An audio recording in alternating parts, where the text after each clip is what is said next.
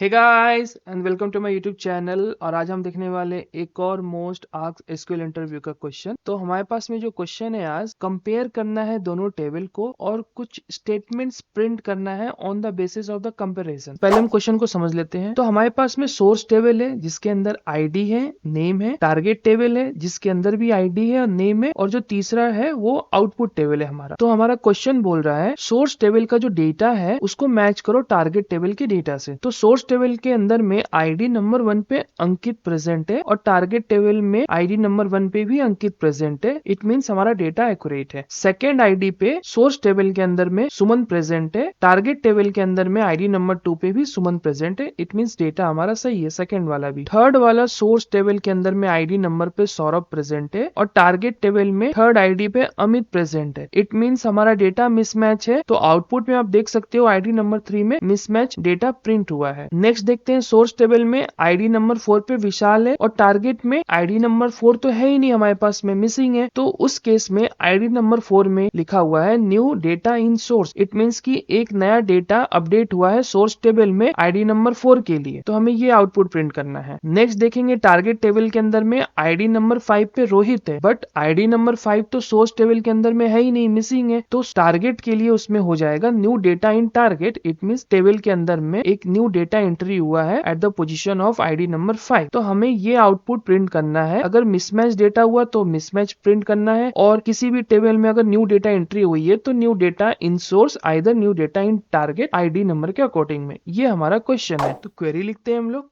Select everything from, पहले हो जाएगा हमारा सोर्स टेबल। यहाँ पे हम फुल ज्वाइन का यूज करेंगे। तो सोर्स टेबल फुल ज्वाइन किस पे ज्वाइन करना है? टारगेट टेबल पे। ऑन क्या कंडीशन होनी चाहिए? तो आईडी के बेसिस पे हम ज्वाइन करेंगे। तो सोर्स टेबल को मैं एलियास दे देता हूँ एस और टारगेट टेबल को एलियास दे देता हूँ मैं टी। अब हम इसको ज्वाइन करते हैं, S dot I D is equals to T dot I D. अब मैं इसको इतना ही रन करता हूँ। तो आप देखो इसने दोनों टेबल को ज्वाइन कर दिया। पहला 2 कॉलम देख रहे हो आप, that is source table, and second 2 column है दैट इज टारगेट टेबल। तो यहाँ पे फर्स्ट टेबल में हमारे पास में रो नंबर 5 नहीं था, आईडी नंबर 5 नहीं था, तो उसकी जगह पे इसने नल शो किया है। और सेकंड टेबल जो हमारा टारगेट टेबल था उसमें हमारा आईडी नंबर 4 नहीं था, तो उसकी जगह पे इसने नल शो किया है। अब हम क्या करेंगे कि हम वेयर कंडीशन लगा के हम शो करेंगे कि ये दोनों रिकॉर्ड्स तो हमें चाहिए नहीं, क्योंकि ये दोनों रिकॉर्ड्स तो एक्यूरेटली मैच हुए हैं टेबल सोर्स और टारगेट का, तो इनको हम रिमूव कर देंगे। तो हम यहाँ पे वेयर कंडीशन लगाते हैं, where S dot name is not equals to T dot name. हमने क्या लगाया कि सोर्स का जो नेम है वो नॉट इक्वल होना चाहिए टारगेट के नेम से। अगर मैं इसको रन करता हूं तो आप देखो, ओ यहाँ पे तो सारे रिकॉर्ड चले गए, केवल थर्ड ही रिकॉर्ड रहा। बट हमें तो नल वाले रिकॉर्ड भी चाहिए थे ना। अगर अब मैं इतने को ही सिर्फ रन करूं तो हमें सिर्फ इन दोनों रिकॉर्ड को कीप करना था और इन तीनों रिकॉर्ड को शो करना था। बट इस कंडीशन में इसने सिर्फ थर्ड रिकॉर्ड को शो किया, क्योंकि यहाँ पे कंडीशन है कि जो सोर्स का नेम है that is Saurabh is not equals to target name that is Amit. तो ये कंडीशन सेटिस्फाइड हो रहा है। बट नेक्स्ट कंडीशन जो विशाल है यहाँ पे, उसके लिए यहाँ पे नल है, तो ये उसको मिस आउट कर दे रहा है। यहाँ पे रोहित है और यहाँ पे नल है, तो उसको मिस आउट कर दे रहा है। तो हम क्या करेंगे, 2 कंडीशन और लगाएंगे, और S dot name is null और T dot name is null. अब मैं इसको रन करता हूँ तो आप देखो क्या रिजल्ट आएगा। अब ये रिजल्ट सही दे रहा है, इसने सभी कंडीशंस को शो किया other than first and second. अब हमें वो आउटपुट चाहिए जो हमें रिक्वायर्ड। तो हम एक फंक्शन यूज करेंगे जिसका नाम है कोलस। तो मैं यहाँ से एवरीथिंग हटाऊंगा, यहाँ पे लिखूंगा कोलस ब्रैकेट में S dot I D comma T dot I D. अब ये क्या करता है मैं आपको बताता हूँ ये कैसे वर्कआउट करता है। पहले मैं लिख लेता हूँ। तो ये हो गया। अब मैं इसको रन करता हूँ तो आप देखो क्या आउटपुट आना चाहिए। यहाँ पे आ रहा है 3 4 5 आ रहा है, जो कि हमारा आउटपुट सही है। हमें यही आईडी में चाहिए था। अगर आपने आउटपुट का टेबल देखा होगा तो 3 4 5 हमें चाहिए। अब हमें कंडीशंस लगानी है जिसमें ये शो करे मिसमैच डेटा क्या है और न्यू डेटा इन सोर्स और न्यू डेटा इन टारगेट, ये हमें कंडीशन चाहिए। तो उसके लिए हम केस स्टेटमेंट यूज करेंगे, case when S dot name is null then new data in source. मैं कॉपी कर लेता हूँ यहाँ से और यहाँ पे मैं पेस्ट कर देता हूँ, और इसी को मैं कॉपी करता हूँ और नीचे पेस्ट करके जस्ट यहाँ पे टी डॉट नेम में कर देता हूँ चेंज, टी डॉट नेम, और उसके लिए हो जाएगा target, new data in target. इसको मैं फिर से कॉपी करता हूँ और इसको पेस्ट करता हूँ तीसरे कंडीशन के लिए, where S dot name is not equals to T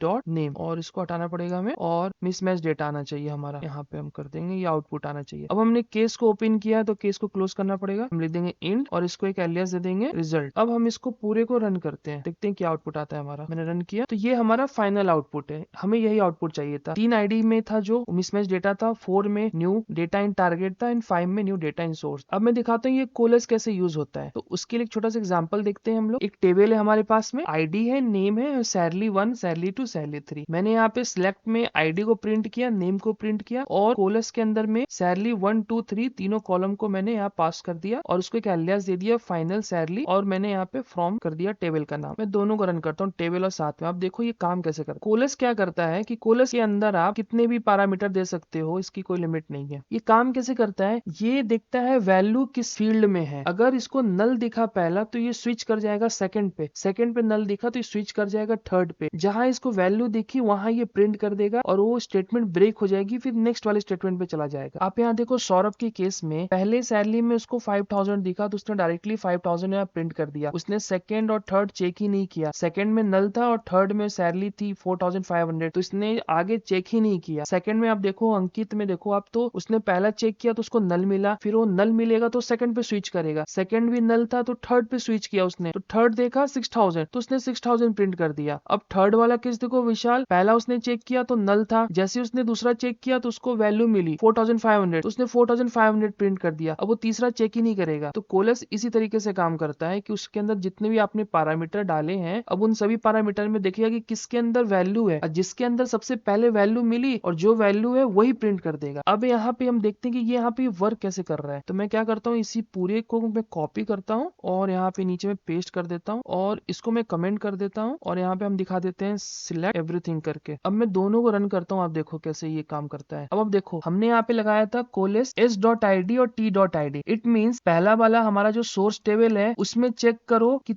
id वाले कॉलम में कुछ डेटा है कि नहीं, अगर है तो वो प्रिंट कर दो। तो यहाँ पे इसने 3 नंबर प्रिंट कर दिया। तो इसने टारगेट का इसने चेक ही नहीं किया कि वहां पे टारगेट में क्या प्रिंट है। सेकंड केस में आप देखो फिर से वो सोर्स की आईडी पे चेक करेगा, यहाँ पे उसको 4 मिल गया, इसने 4 प्रिंट कर दिया। उसने टारगेट वाले कॉलम में चेक ही नहीं किया कि आईडी है कि नहीं, बल्कि यहाँ पे नल है तो ये चेक ही नहीं करेगा। लास्ट वाली कंडीशन में देखो आप, सोर्स वाले टेबल में यहाँ पे नल है तो ये यहाँ पे देखा कि ये नल है तो ये फिर सेकंड में स्विच करेगा। ये अब t.id मींस target.id पे आएगा। target.id पे देखा इसने 5 लिखा हुआ है, इसने 5 प्रिंट कर दिया। तो इस तरीके से ये कोलेस हमारा काम करता है। ये हमारा फाइनल आउटपुट था टेबल का। If you like this type of content, don't forget to like, share and subscribe this channel. Thank you.